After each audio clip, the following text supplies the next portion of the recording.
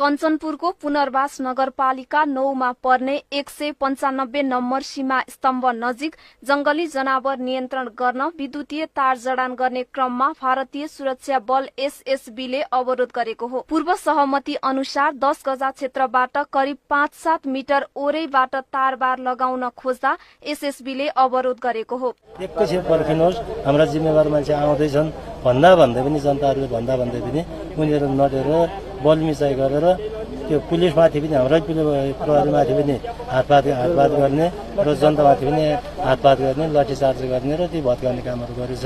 एकदम यो दुखनीय छ र दुखदायी छ र यस्तो घटना भोलि दिन नघटोस् भन्ने कुराहरू म हाम्रो सरकारलाई र जिम्मेवारहरूलाई पनि भन्न चाहन्छु।